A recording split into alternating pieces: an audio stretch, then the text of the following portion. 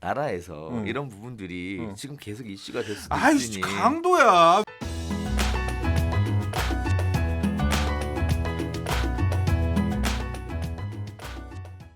네, 다섯 번째 이야기 진행해 보도록 하겠습니다. 신축 공개, 청약도 아니고 신축 공개. 이건 또 무슨 말이냐라는 얘기가 신축 있는데요. 공개? 아니 아파트 신축 공개래. 공개한다고? 공개 매각. 죄송합니다. 네. 신축 공개 매각. 이건 도대체 무슨 소리냐? 이런 얘기가 지금 나오고 있습니다. 청약 통장 없이도 주택을 매수할 수 있는 정비사업 공개 매각에 수요자들의 관심이 올라가면서 엄청난 낙찰가를 형성을 하고 있다라는 얘기인데요. 일단 서울 봉천동, 신길동 등에 들어서는 신축 공개 매각 물량이 분양가보다 2배 높은 가격에 낙찰됐다라는 소식입니다. 자, 일단은 궁금하실 부분들이 신축 공개 매각이 뭐냐 이 얘기일 것 같은데 네. 발음 또 셀까봐. 네. 신축 공개. 신축 공개 매각. 매각 이게 뭘까요?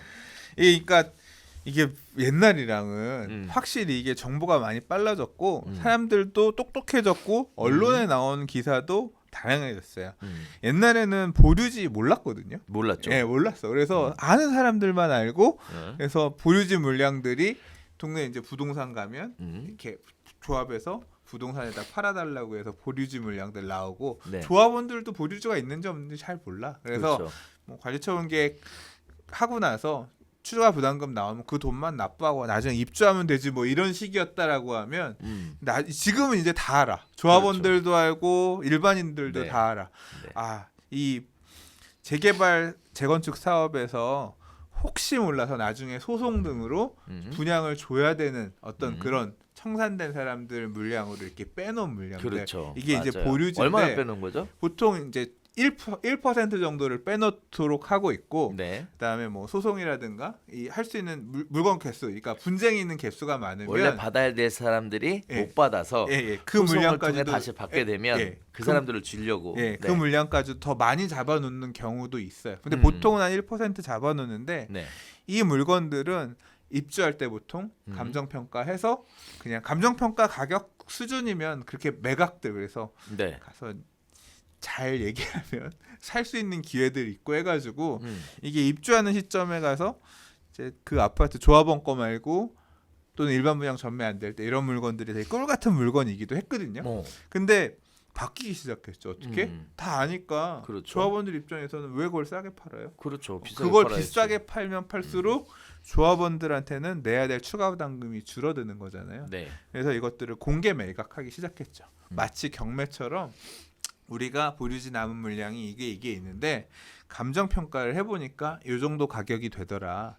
요걸 최저 입찰가로 해서 높게 분양가를 그러니까 매입하실 금액을 매수가를 써내시는 분한테 우리가 줄게요. 그러니까 고가 낙찰제 형태로 해서 이 보류지를 파는 형태가 요새 일반화됐어요. 그래서 이제 사람들이 금액을 써내는데 지금 그 가격 그러니까 입주할 때 다 돼서 집 보고 이제 써내는 거죠. 가서 써내는 금액이 얼마냐면 이 아파트가 최초 분양할 때 분양가보다 거의 2배 수준에 가까운 단지 나오는 거예요. 그러니까 최초 분양가도 사실은 주변 시세보다 싸게 싸죠. 냈는데 네. 이제 그러니까 최초 분양도 당첨만 되면 피가 붙는다 이런 생각이 있는데 이제 입주할 때 가니까 거기에 더 시세가 근래 이 분양하고 나서 이후에 발생한 프리미엄까지 시세가 붙어서 저도 깜짝 놀랐어요. 신길 센트럴자의 낙찰가가 분양가가 한 6억 2,300에서 6억 9,800, 한 7억 정도 했는데 13억 5천. 전 신길동 13억 5천에 써냈다는 것도 되게 놀라워. 근데 아마 그래요? 물건이 되게 좋은 보류질이 되게 좋은 걸 빼놨었나 봐요. 이것도 그렇고 이 편한 세상 보람의 2차도 뭐 5억 5천 분양했던 게 9억 5천. 그러니까 기본적으로 뭐 4, 5억 5, 그렇죠. 6억 정도는 다 붙은 가격에 사람들이 와서 네. 턱턱 그냥 결국 이걸 매각하는 거 조합원 물건도 살 수 있을 상황인데 조합원 거 안 사고 이 가격에 입찰을 했다는 얘기는 그 시세 정도를 매수자들이 인정하겠다는 뜻인 거잖아요. 그렇죠. 놀랐습니다. 자, 일단 보류주를 가지고 있다가 처분을 하는데 이게 팔겠다고 내놨더니 사람들이 이제 최저 가격을 정해주고 내놓으니까 나는 얼마에 사겠습니다. 나는 얼마에 사겠습니다 했고 결국 제일 금액을 많이 써가신 분들이 받아갔는데 결국 그게 분양가 대비해서는 거의 6, 7억 비싸게 받아간 것이다. 그래서 분양가 대비 2배 이상 비싸게 받아갔다라는 얘기가 나오고 있는데요. 일단 소장님 잠깐 얘기해 주셨다시피 과거에는 사실 뭐 수의계약 방식으로 해서 특정인에게 지급하기도 했었고요. 또는 저가 매각으로 해서 뭐 특정인에게 역시 뭐 어떻게 저렴한 형태로 해서 매각하는 형태가 있었는데 정보가 이제 다 공개가 되면서 그런 형태가 진행이 되지 않고요. 공개적으로 매각하는 형태를 밟아왔어요. 그냥 오히려 가격을 올릴 것이다라고 하기에는 어려운 게 어찌됐든 시세하고 비교해서 적정한 가격이라 판단되니까 시세에 준하게 사람들이 들어가지 않았을까라는 생각은 듭니다. 자, 이렇게 되면 이런 생각들 하실 수도 있을 것 같아요.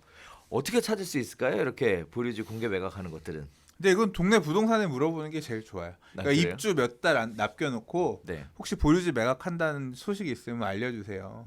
얘기해서 음. 부동산 얘기. 뭐, 공고를 하거나. 그러니까 이게 원래 공고를 하도록 돼 있어요. 네. 그래서 그러니까 무조건 매각할 때는 공고하고 하는데 네.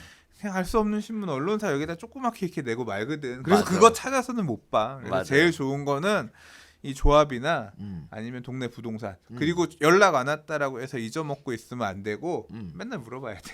선생님 거기 안 해요? 언제 안 해요? 맞아. 언제 할지 모르니까. 언제 할지 모르니까. 그래서 입주 몇 달 앞둔 상태에서 적어도 뭐 한 3개월에서 6개월 정도 그 정도 둔 상태에서부터 미리미리 좀 체크해 놓으면 그러니까 반대로 지금 입주 6개월 둔 아파트들 리스팅 하셔가지고 전화해서 물어보세요. 그 동네 부동산에다가 사장님 저 이거 받으면 제가 사장님 부동산 통해서 전세 놓을게요.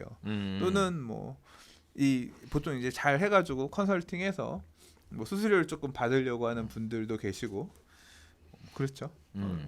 저는 제 친구 이거 보류지 받아줬어요. 아, 그랬어요. 네. 오. 그래서 이렇게 많이 먹었어요. 그래요? 네, 마포리버파크 받아줬거든요. 야 이거 해라. 7억 6억 9천 얼마였나? 마포리버파크가 와 지금 15억? 아 진짜 어마어마해. 그 친구가 밥 만나면 지금도 맨날 밥 사요. 사야죠. 그래서 죽을 때까지 사야겠네. 네. 자, 그러면 사실 또 한편으로는 네. 불만을 가지시는 분도 있을 것 같아요. 왜 그러냐면 불법 과거에 지금 사실 이런 것과 관련된 유사한 내용들이 정책적으로 담아져서 대책 발표할 때 끼워서 발표됐던 것들이 있었습니다. 그 중에 하나가 뭐냐면 불법 전매하다가 걸린 거를 분양계약을 취소시켜버리겠다라는 부분이 있었어요. 자, 그다음에 미계약분이 발생한 부분에 대해서는 뭐 다른 방법으로 분양하겠다. 뭐 이런 식의 얘기들이 있었습니다. 근데 결론은 뭐였냐면 다시 일반 분양의 절차를 거쳐서 입주자 모집 공고를 하겠다라는 게 대책의 발표였는데 왜 보류지는 입주자 모집 공고를 안 하고 이렇게 매각을 하게 될까요? 법에서 정해있으니까. 그러니까 아까 얘기하는 그게 조금 다른 게 뭐냐면 보류지는 이런 물량을 애초에 빼놓은 거라서 이거고 이제 그거를 제외한 나머지는 일반 분양을 하도록 한 건데 보류지도 그럼 나중에 일반 분양해야 되는 거 아니냐? 보류지는 개수 이상 일정 개수 이상이면 일반 분양 해야 될 거예요. 보류지도. 보류지도. 예. 그러니까 옛날에 보류지도 그래서 이 보류지 물량 많은 데 같은 경우는 네. 입주할 때 가서 이런 식으로 수의계약 또는 뭐 입찰해서 안 하고요. 네. 똑같이 입주자 모집 공고 내고 분양했었어요. 음. 그렇게 한 단지들이 있어요. 아, 세대수의 기준이 있을 것이다. 아마 이게 아마도. 그러니까 일반 분양할 우리도 안 수 있는 찾아봐서. 물건의 개수가 제가 알기로는 그거예요. 일정 개수 이상이면 주택법에 따라서 무조건 분양으로 해야 돼요. 근데 그 개수가 안 되니까 그렇게 하는 거예요. 맞을 겁니다. 자, 또 한편으로는 이런 얘기도 있을 수 있을 것 같아요.